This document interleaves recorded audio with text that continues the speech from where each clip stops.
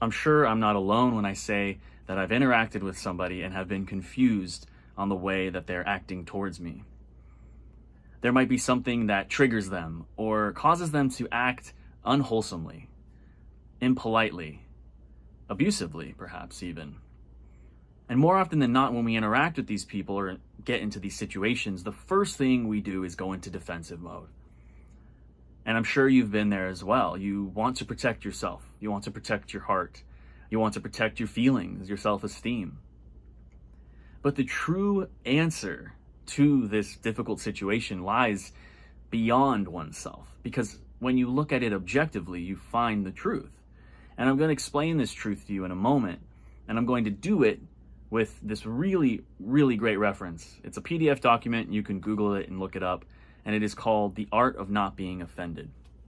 The Art of Not Being Offended is a two-paragraph PDF document. And it explains that the reason people act the way they do is because of their conditioning and also their traumatic experiences in life. So for example, I had a roommate, and anytime that I told the roommate that there was a mess in the kitchen or leaving out moldy coffee mugs on the table, he would get really, really upset to the point where he would start throwing things or storm off and cuss me out. And in my mind, I'm just thinking, wait a minute, all I said was, hey, there's a mess here, would you mind cleaning it up?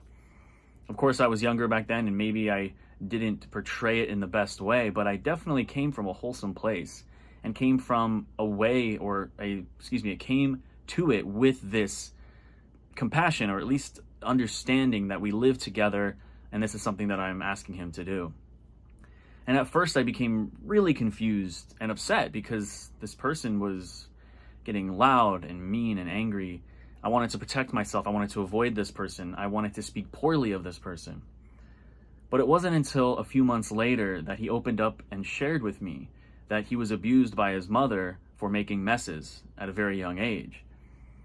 And this went on for years. And so now, at any time when a mess is brought up into his psyche, or if somebody is coming to him with this problem of there is a mess that you created, it actually triggers a deep response in his brain to then act out unfavorably.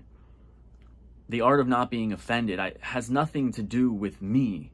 His reaction had very little, if anything, to do with me, and mainly a lot to do with his past experiences. Furthermore, conditioning, the way that a person is brought up in their life, may have effect on how they view the world, how they view other people. This is an example of systemic racism and why it can be so prominent in certain areas, because the way that they view the world is not conducive to compassion and love because of the way that they were raised.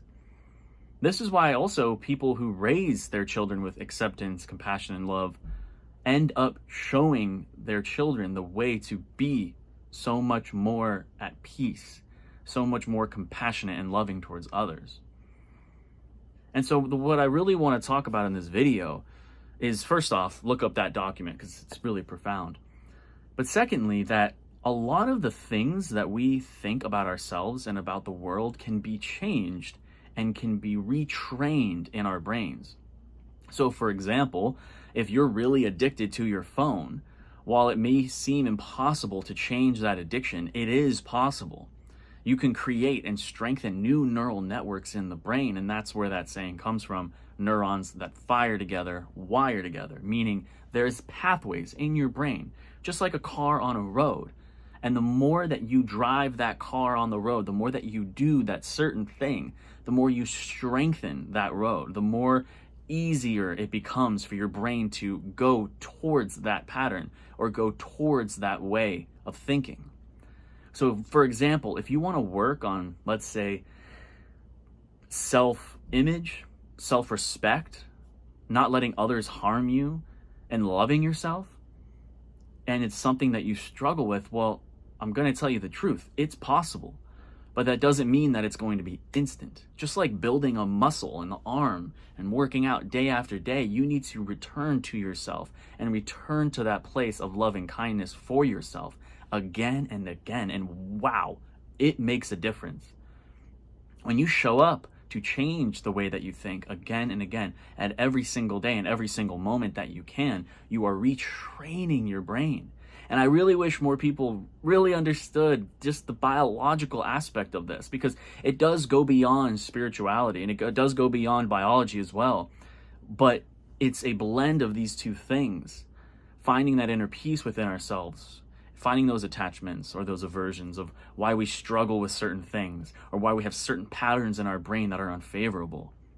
So learning how to retrain our brain is key for any practice, for any self-growth, for any peace of mind for that matter. I mean, how often are you the victim in your life? How often does the world feel like it's out to get you?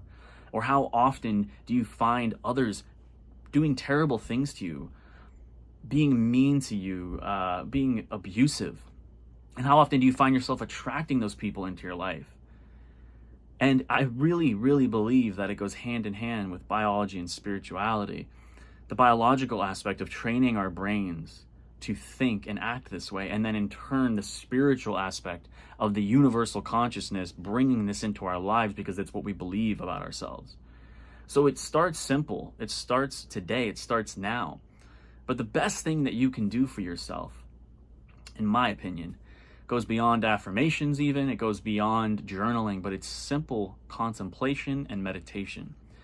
Because sitting in silence and observing is what builds the strength to then be aware of when we are going down those negative patterned routes. So for example, if I'm thinking poorly of the way that my hair looks all the time, and I think it looks terrible again and again every single day, I'm strengthening that neural network, that road that says your brain looks bad, your brain looks bad, your hair looks bad, your hair looks bad, your hair looks bad. But I need mindfulness of thought. I need awareness of thoughts to then counteract and contradict that thought, to challenge that thought and say, no, my hair doesn't look bad, it looks good. I'm going to start telling myself that my hair looks good because objectively it doesn't look that bad, right? And that's another thing too, just as a side note, is most of the stories that we tell ourselves are lies. Most of the illusions that we create are not real. We only create those because our brain wants problems to figure out. Our ego is always looking for something wrong because it's without going into too much biology, but it is a evolutionary trait to be accepted by our peers. So we have to constantly be checking ourselves and our surroundings to make sure that we're safe. So we need to learn to retrain our brains so that we can start living more peaceful lives. And again, we do that with mindfulness of thought, and you build that through meditation. And so what it looks like is sitting down. Sitting down in meditation looks like sitting down quietly, closing your eyes, either turning on a guided meditation, some sounds, or trying in silence, which can be difficult at first. So I recommend working with a guide. I have some guided meditations here on YouTube that you can find. But then sitting and just simply observing yourself, observing your thoughts. And what happens is a thought will come and then it will go, as long as we let it, as long as we don't grab onto the thought and start to question the thought and think about the thought and try to get our way out of the thought or into the thought. Just like a car on the road, let it come and let it go. Watch it pass. Don't jump in the car. Don't tell the driver to take you to Anxietyville or Depressionville, but allow them to just simply come and go. Now, when you do this again and again and again and again, something amazing happens. You start to live your life mindfully. You'll go out in your daily life. You'll check yourself in the mirror. You'll say, oh, my hair, I don't think it looks that good. And you'll say, wait a minute, I'm working on changing that pattern within myself. I don't believe that my hair looks bad. And although my brain wants to believe that or wants to question it or wants to worry about it, I'm going to challenge that thought and say, no, I don't think my hair looks bad. So mindfulness of thought allows us to be aware of when the negative patterns start to take place. Then we can replace them with positive patterns right after.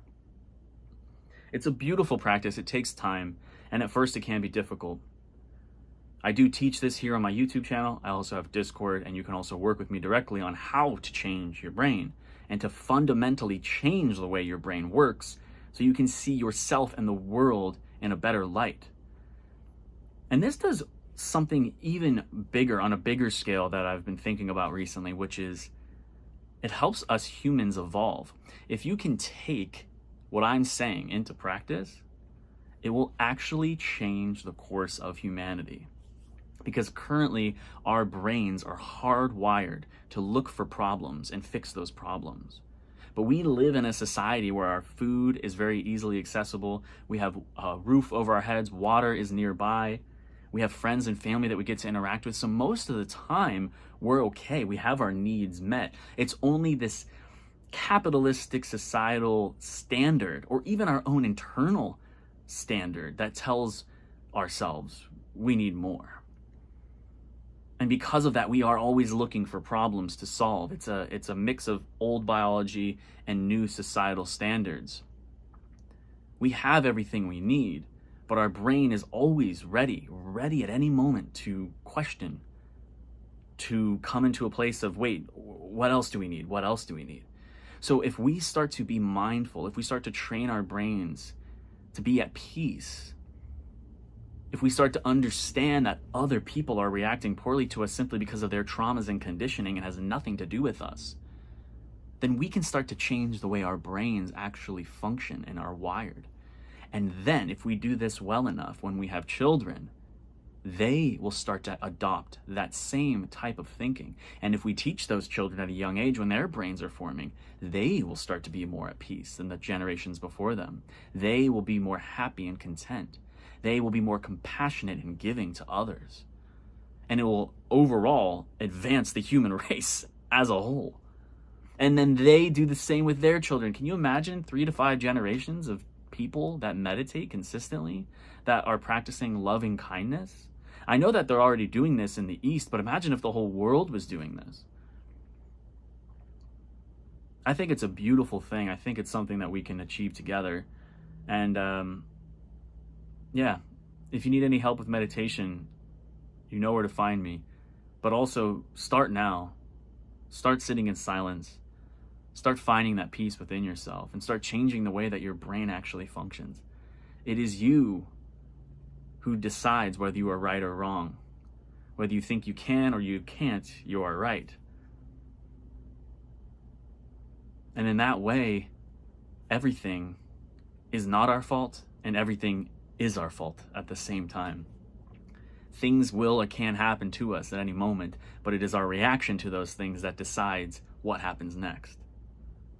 Be here, be present, decide your future, be at peace, be loving, be kind, and may you also be well. Thanks for listening.